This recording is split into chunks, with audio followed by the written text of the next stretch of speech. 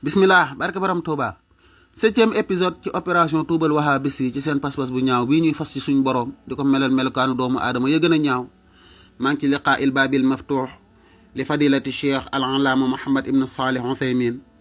mooy mufti boobu ma leen tafal boo ca demee volume 3 page 116 dañ ko faa laaj ab laaj baa ngi nii as-su'al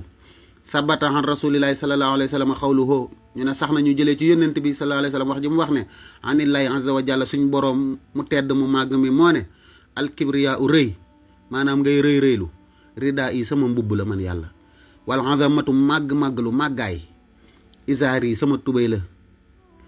léegi nag xam nga suñ borom dafa day misaal rek ndax maanaam rëy moo ko jagoo màgg-màgglu moom yàlla moom kese moo ko jagoo waaye ñoom comme que seen nopp yi baaxut nu leen neex lañ ko bëgg a déggal laaj bi hal haza min ahadisi sifaat ndax lii day bokk ci xadis yi tegtale melekaanu suñ borom maanaam ndax suñ borom daa am ay yére daal laa ilaha illallah lii wahabis kese ko ñemee laaj jëbale ko ci suñ borom léegi moom nee na da ciy tontu aljawaab tontu baa ngi nii naam waaw allahu akbar ay waa ji la Usaymin ay waa ji la wahabis yi mu ne hada al xadisu allazi warada an nabi sallallahu alayhi wa sallam xadis bi nga xam ne rot na jógee ci yónnent bi wa xadisun saxiixun xadis bu wér la ñun nag naquduhu bi zahirihi dañ koy jël ci zahir bi ni mu dikkee rek comme que affaire yére lay wax daal ñun dañ naan yére la walakin naa waaye nag ñun laa nataxarradu li kayfiyatihi ka saa'iri sifaat yi duñ jéem a dugg nag naan nii la mel ak naka la mel ni ki mboolem sifaat yi maanaam daal bu yàlla ne yére la ñuy wax waaye duñ ne nii la mel naa la mel daa gàttam daa gudd ak nangam ak nangam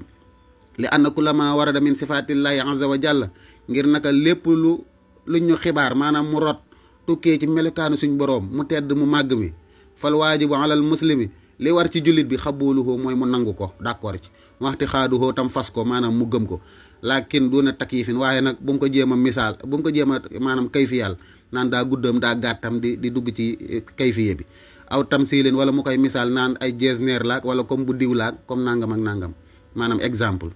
fala naxtaxidu anna hadha al izara wa hadha ridaa ka ardiyatina wa uzurina ñun nag gëmuñ fasuñ ne maanaam tubay jooju maanaam loolu ñuy woddoo ak loolu ñuy terexlaayoo mbubb moomu bokkut ak suñ mbubb yi ñuy terexlaayoo bokkut ak sër yi ñuy woddoo maanaam melut ni ñun suñ yos doomu aadama yi wa yaqinan li wér te wóor daal annahu laysa kazalika mooy yooyee melut ni comme suñu yos yi melut ni nun de waaye yow kay nee nga yàlla am na yére daal waaye yére yi bokkut ak suñuy yére yebal foofu rek jarut ngay expliquer laa ilaha illallah mu ne li anna allaha taala ngir naka yàlla mu màgg mi mu kawe mi yaqoolu moo ne laysa kamislihi shay'un dara melut ni moom waxu moom yàlla sami mooy aji dégg albasir mooy aji gis ñi allahu akbar ay wahabis yi nekk leen ay doomi aadama wahabis yi respecté leen yàlla xam nga ne rëy melukaanu suñ borom la boo xam ne ni moom rek moo ko jagoo màggaay tamit melukaanu suñ borom la kenn warta màgg loolu lay wax waaye waxut ne ay yére la misaal la rek ngeen bëgg a saxalal suñ borom ay yére yi fu mu koy sol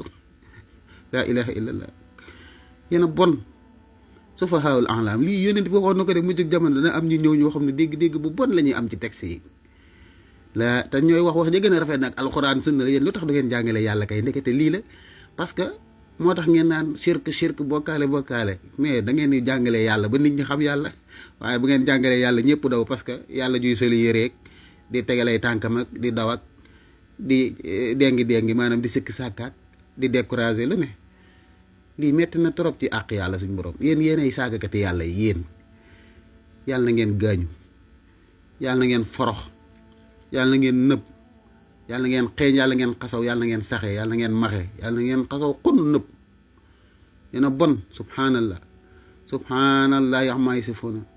subhanahu wa taala xamaa yaqulul jahilun